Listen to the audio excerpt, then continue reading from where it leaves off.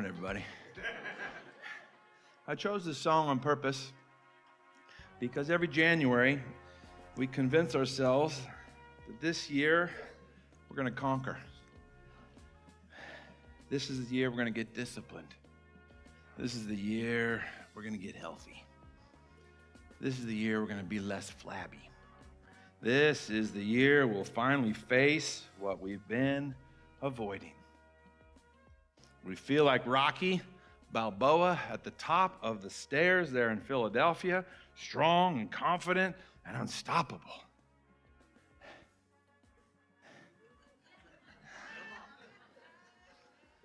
And then life hits back. And all of a sudden we find ourselves on January 26th, and the early mornings are coming tough. And we're just not bouncing out of bed. And it's just a little more difficult than what we originally started. And the theme song doesn't quite do it. You can play Rocky and you can eat the raw eggs and you just still don't quite have it. And here's the truth about a theme song like this that no one really ever tells you. Most of us don't struggle thinking that we're weak. We struggle because we're unfocused. And 2026, here it comes. We don't lose the fight because we won't face hard things. We possibly will lose because we face them alone. And that's why our theme for 2026 is simple, and it's going to sound a little stubborn, and I'll unpack it, but here it is. Face this in 26. Face this in 26. This is the direction that we're going, and I don't mean to include like everything, like not everything. You can't face everything, and not everyone else's expectations, and not a perfect version of yourself like 2026. I'm just going to be more like I need to be. I'm going to be more like rock. But that we would focus on this. More of God's presence. More of show me your glory. Show me your face. That we would experience and see him and experience his nearness, that God is close. And that we are not alone in the fight of life. And so here's the big idea that's going to carry us through the year and hopefully through this day. And it's this: God's presence first. Everything else follows. So 2026, that we would put him in his rightful place and that we would pursue his presence first and let everything else come. Now, the New Testament version of that is Matthew 6:33, seek first the kingdom and all these things will be added unto you. But that we, today, we're setting the tone. We're setting the tone for the new year and for this new week and for this new day. For the next 21 days of prayer and of fasting. That takes some self-control. That takes some discipline. And I'm not saying that you should go on an egg fast, but that we would hear the voice of the Lord and that we would understand what we need to decide the this will be. My this might be different than your this, but this we need to discover in 2026 because this isn't a year of pretending things are easy. It's a year of facing what's real with God's presence first. You could face anything with him.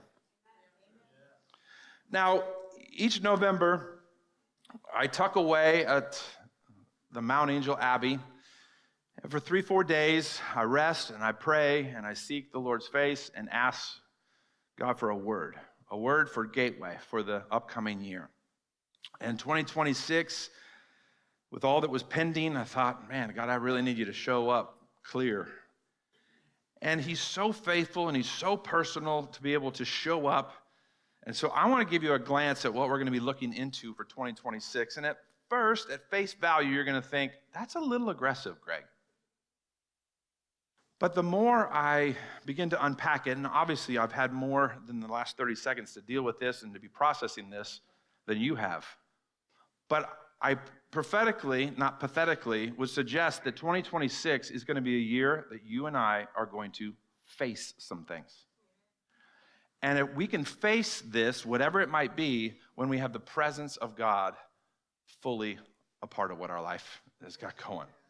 You can't really face much by yourself. You think you might be able to. But when you have God on your side, you are a majority and you could face whatever. New Year's don't automatically create new people, do they? Are you different today on this January day than you were 7 days ago? Well, maybe. I mean, maybe you're heavier, or maybe you're healthier, or maybe you're more fit. I don't know. But the problem isn't that we don't want change.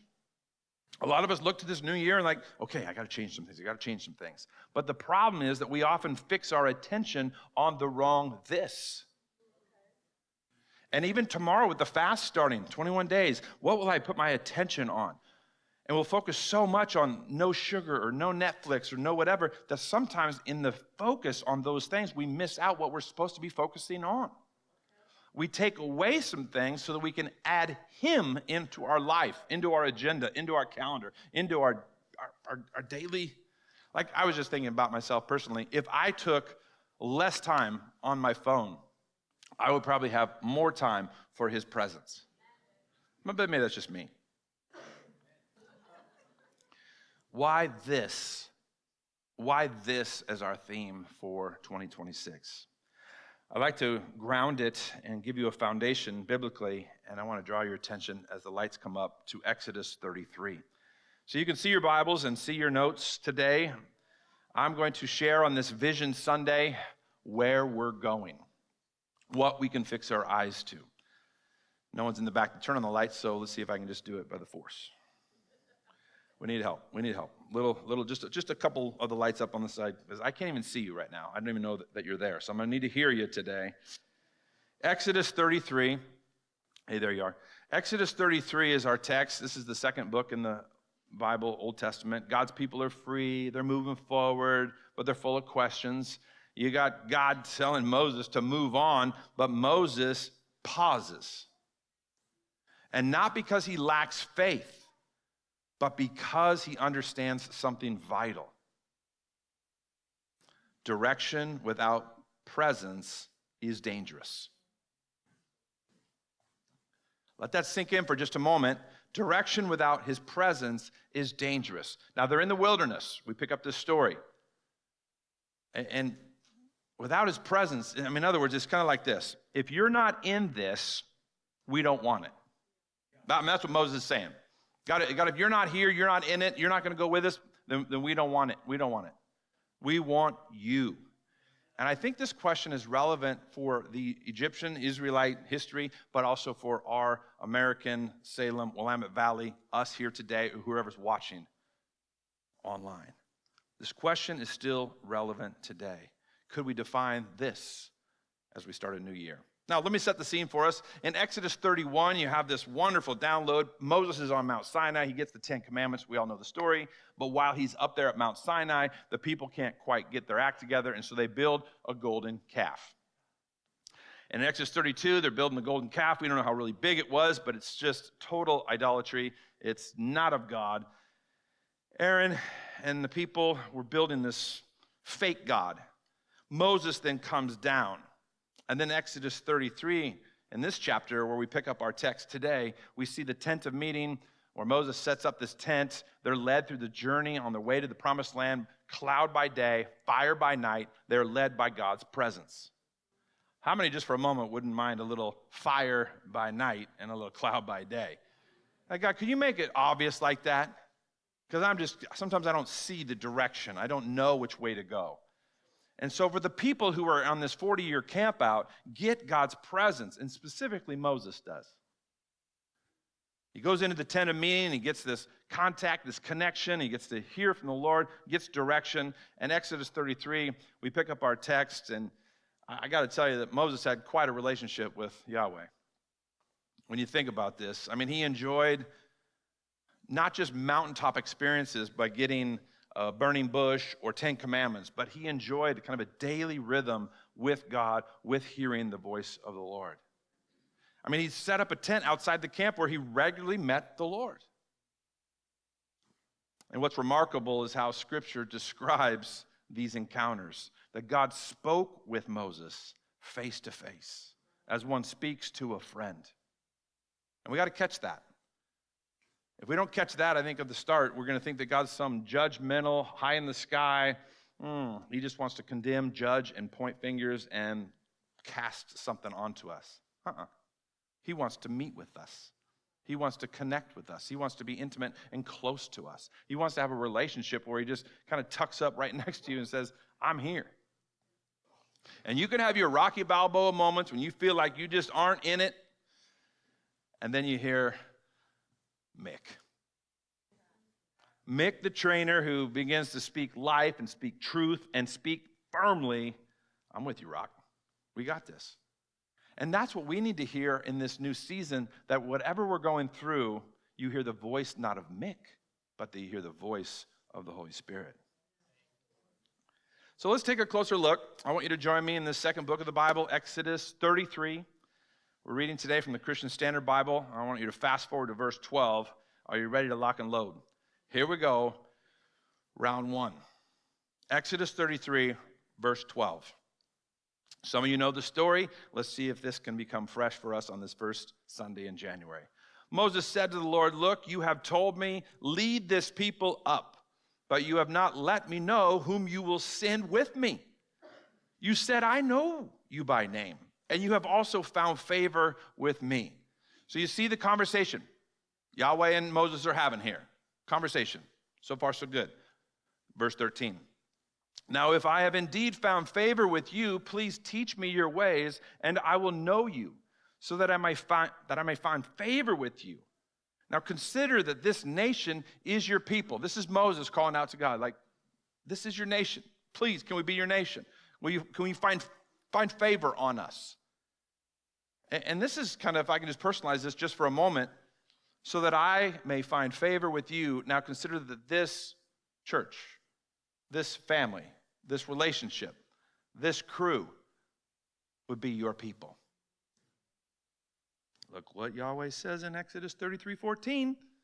Here it goes. Verse 14, my presence will go with you, and I will give you rest. It's like a Yahweh dropped the mic. Poof. I mean, that is exactly what Moses needed to hear, and it's exactly what we need to hear today. We can handle whatever this might be when we know that his presence will go with us and give us rest. This is incredible considering his divine disappointment with the people. Did I mention in the chapter prior that they built a golden calf while Moses was on the mountain getting the 10 Commandments? These stiff-necked, stubborn people are messing up. And yet we see a chapter later that God shows up and says, I'm going to give them a shot. I could squish them. I could take them out. They are worthy of not anything I want to pour out on them because they're making so many mistakes. But no, he says in verse 14, my presence will go with you and I will give you rest. Now don't raise your hands, but let me just ask you, how many built a golden calf this week? Nobody. But how many did something wrong, sinned, slandered, did something that's not above the book, something that's not right? Let's just call it a flat out, maybe you possibly sinned this week. How dare you? How dare us? And this is the beauty of God's grace seen even in the Old Testament, is that he pours out his favor and his presence on his people, even in their indisposition, even in their sin, even in their mess up, even in their stubbornness, even in their stiff-neckedness. Oh, some of you stiff-neckers need to be grateful for that one right there, because he's given us a real sweet promise right there. Now watch this. Watch this. Verse 15. I hope your seatbelts are on. If your presence does not go, Moses responded to him, don't make us go up from here. Did you catch that they're stuck in the wilderness? And you would be thinking like, we got to get out of here. Anything, just get us out of here. We've got to get out of this camping situation. Manna, it's okay. Quail, nah. But like, we got to go. We got to go. No. If your presence does not go, Moses responded to him, then don't make us go up from here. We'll stay in this campy situation if you don't go with us. And then verse 16, how will it be known that I and your people have found favor with you unless you go with us? I and your people will be distinguished by this from all the other people on the face of the earth. Wow, wow, wow. Yahweh goes with his people. He goes with them. I don't know, Aaron, I'm just thinking that maybe this is kind of good news for us in 2026 because I sometimes feel like, where are you, God? Or I'm going solo, or maybe it's just me and my girl, or it's me and my kids, or it's me. No, he's going with us. And he wants to pour out his favor upon us. Well, I'm not done. We got 2 more verses. Verse 17, Exodus 33. The Lord answered Moses, I will do this very thing you have asked. What? I mean, Moses, you're so bold and courageous to be able to even kind of talk this way towards God. We don't know if he's like delirious or maybe just flat out courageous or maybe he's dumb. I don't know. But look what the Lord does. He answers, I will do this very thing you have asked, for you have found favor with me. And I know you by name. Now, some of you, just let me help correct some history. If you think Moses was perfect, read the first chapters. And yet God says, I will do this very thing you have asked of me, for you have found favor with me. And did you catch it? And I know you by name. I know you by name. Now, I don't have time to get into Old Testament history and culture and all the ethics and the things that are going on here, but when you know someone's name and you call out on their name and you know specifically their name, that means something. I mean, Abraham, father of the nations. I mean, so God, Yahweh, he knows Moses by name.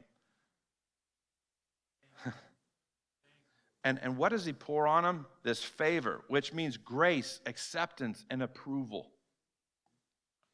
It's the ancient equivalent of saying, I see something special in you, Moses. I see something special. Now, you are a mess, but I see something special in you, and there's a message that's going to come forward, and I'm going to help you get the people to the promised land. The Lord answered Moses, I will do this very thing you have asked for you. For you have found favor with me, and I know you by name. And then here we go. I mean, if there's not enough audacity involved here with Moses, verse 18, then Moses says, please, I beseech you, let me see your glory. Oh, man, if I'm the Almighty, I'm like, I want to show you some glory.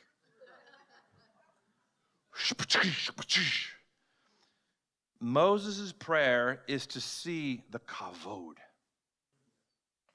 Now, let me just help us with this because I'm learning about this and I'm desiring this more and more for 2026. This is the manifest glory. This is literally the weight of Yahweh on his people. Now, do not be mistaken. This is when weight is a good thing. We want the kavod. We want the glory of God. We want the literal weight of him on us.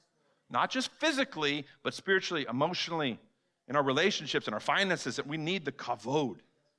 Now, he had tangibly showed up, and he had shown his kavod before. I mean, he gave him manna. He gave him quail. He showed up, and he gave some miracles.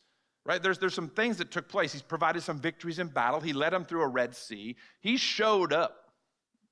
He always showed up. And yet, Moses is saying, could you show up some more? Could I see some more of your glory? Ooh. This gives me just a little bit of permission to think, I've seen some stuff, God, and I'm grateful for that, but could I, not selfishly, but could I just intimately experience just a little bit more of your glory, just a little bit more of your goodness, just a little bit more of your weight, a little bit more of your kavod. I'm saying, friends, it's okay to ask God to show you his glory. Like, we should be people that are asking, seeking, and looking for his presence. Instead of, well, if he shows up, if I do right, if I obey the speed laws, if I am nice, if I vote, no. Let's just be people that are just crying out, show me your glory. Show me your face. I mean, 2026 is what we need. The kavod. Maybe this will make more sense. You're in worship, there's prayer, there's even silence, and then suddenly the noise inside you quiets, and you're aware of your sin, or you're aware of this newfound grace. You're just struck by this surrender that comes with a kavod. You're aware of these things, and no one says anything dramatic, but you just feel it. Anybody know what I'm talking about? We need to experience this and be open to experiencing more of this. That kind of weight, that seriousness mixed with peace. That's kavod. God's glory doesn't always shout. Sometimes it settles. So it's not about me getting louder or preachers getting more voluminous. It's about God's kavod just settling in on you, in your situation. I don't know your situations, but God's glory and his kavod can handle whatever weight you're on, under. And he wants to show up. I realize some of you are walking through some big time stuff. A difficult diagnosis. You know, like you got that in 25, and now I got to carry that into 26. You're like, no. How am I going to do it? Show me your glory. Show me your face.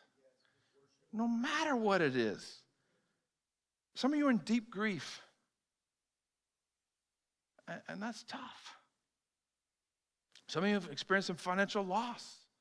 Some of you have relational fractures with people that are close to you. You're like, what do I do? How am I going to do it? But the people of God that I know who have experienced the kavod, they say, I don't understand why all these things are kind of going on, because I still feel at peace. Like, yes, there's diagnosis. Yes, there's grief. Yes, there's fractures. Yes, there's stuff. But I still trust in the presence of God, and I still am moving forward round after round. Punch after punch. I'm still in the fight. I feel like God's kavod, his blessing, his favor, his grace, his peace is still on me to be able to move forward. Am I just talking to me? Because it's not just personality. Well, yeah, the people that can do that their personality is so optimistic. They're so jovial. They got a Tigger spirit or something. No. It's not about personality. It's not about denial. That's kavod. God's presence carrying weight where logic runs out. Sorry to speak over the analytical. Must be just like this, people. Sometimes it's just not logic. Sometimes the kavod just comes and just crashes that. And you feel like, poof, okay, God, you got me now. The weight, the seriousness, the resolve of just his presence, his glory. I mean, it's kind of like Rocky. I don't know if you remember has anybody seen all 7? Just me and a couple of them, right? Yeah. It was the greatest 7 movies of all time. Okay, that was an exaggeration. But one of the lines that Rocky shares in one of the movies, he says, I just want to go the distance. Notice this. And now reflected back onto Moses on his way on the journey to the promised land. I want to go the distance. Rocky's not saying, I want to win this round, or I want to beat Apollo Creed, or I want to take down. No, so I want to go the distance. And if you missed it in Rocky 1 and 2, that's what he does. He doesn't win, but he goes the distance, which is winning.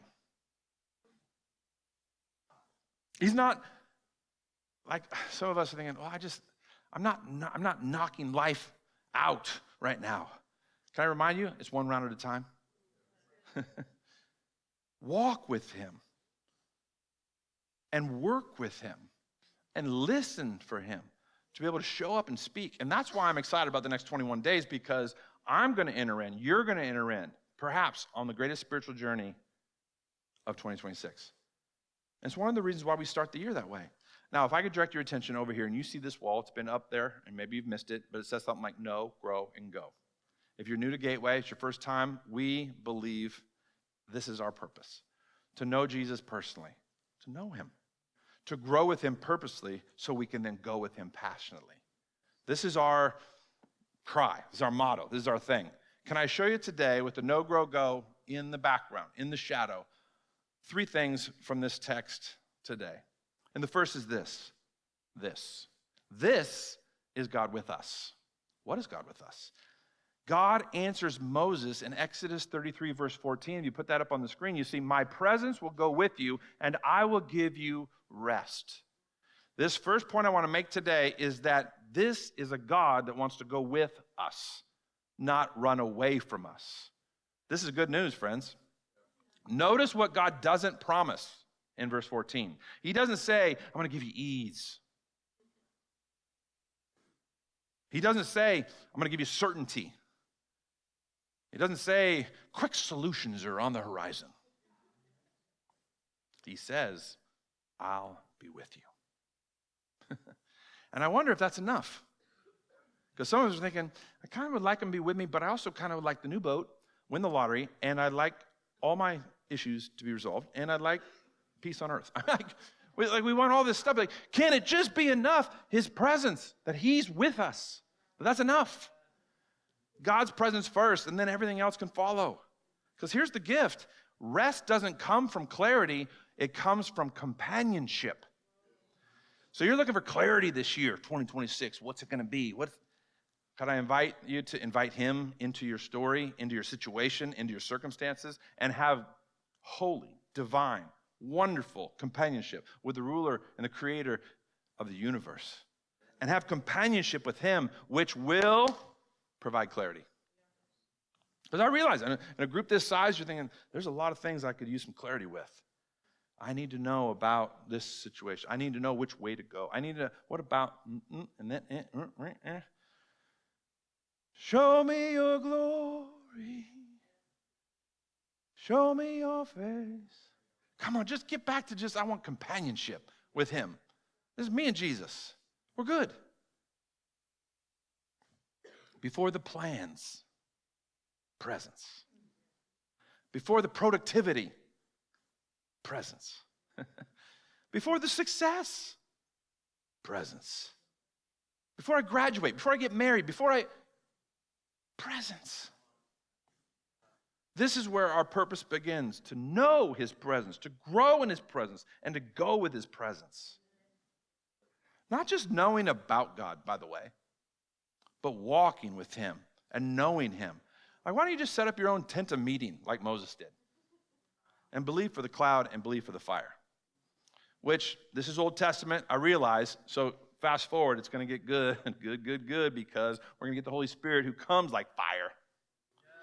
Comes like the cloud, and we're going to get the kavod every day. We get the God Emmanuel in us, and so we have this internal GPS system that we don't have to look for things like fire and clouds and stuff, because we have the internal weather system right here, right now. And we can go with him. But presence requires focus. If God's presence is the priority, the next question is simple. What are we fixing our attention on? Number 2, this is what we fix our eyes on. This is what we fix our eyes on. Let me draw our attention to Hebrews 12:2. Notice this in the NIV. Therefore, since we are surrounded by such a great cloud of witnesses, let us throw off everything that hinders and the sin that so easily entangles, and let us run with perseverance the race marked out for us. So far, so good? That's verse 1.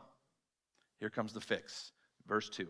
Fixing our eyes on Jesus, the pioneer and perfecter of faith.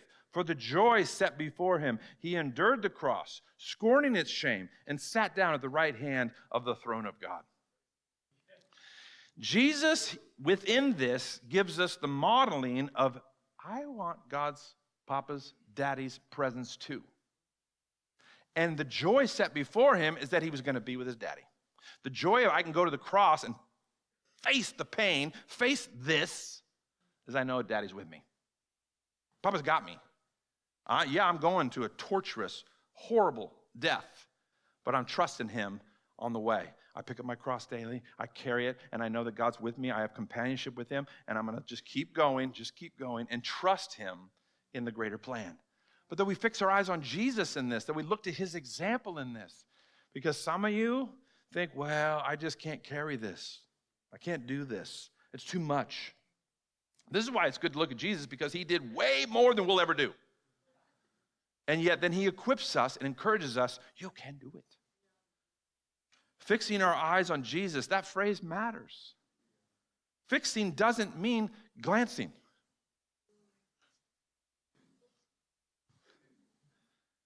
It's a stare down. It means choosing again and again where your attention goes. Oh, as I focus on you and I focus on what you've done, I focus on what then I can do because you're in me to help me do the things you want me to do. I'm focused on you instead of focused on me. This is the correction. This is the trajectory change that we get to make. Because what you consistently look at and think about, you slowly become. We become what we behold. What are you beholding? What are you becoming? More like him or more like your dad? More like him or more like great grandpa? More like him or more like uncle? More like him or more like... We get to be more like him. We become what we behold, and that's why Philippians 4:8 tells us what we should think on. Here's a good one for the first of the year. Finally, my brothers and sisters, whatever is true, whatever is noble, whatever is right, whatever is pure, whatever is lovely, whatever is admirable, if anything is excellent or praiseworthy, think about such things. Oh, in this next 21 days, could this be a commissioning? Read Philippians 4:8 and live into these things. Instead of thinking about the opposite of all these things, think about these things, which will help us then be able to handle and pursue what God has in front of us.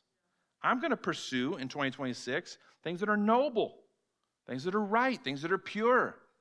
Now let me just twist a little bit and let me throw you a little bit of left cross and see if I can catch you on this. Some of us need to possibly stop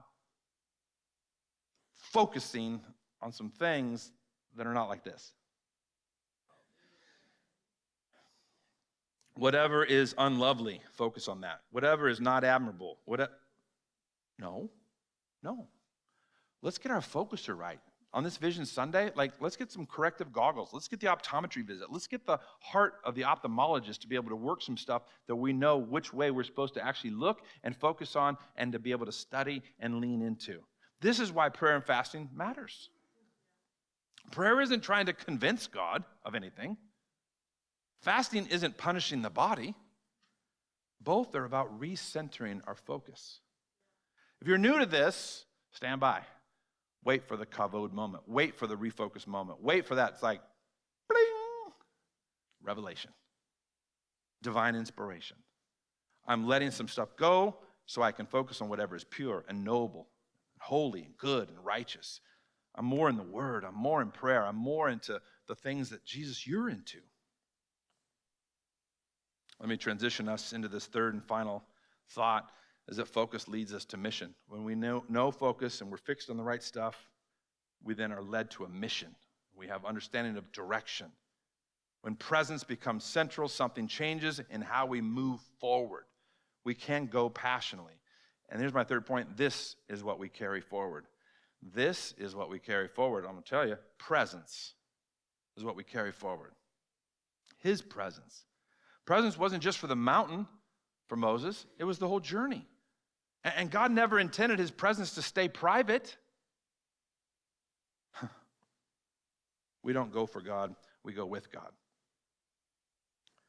And that's the difference between burnout and obedience. And this is where I'm just going to ask you a little holy question. If you're burned out, weary, and worn out on religion, and you're just like, I just don't know if I can go another day, another Sunday. I don't know about this next year. Ask yourself, are you burned out?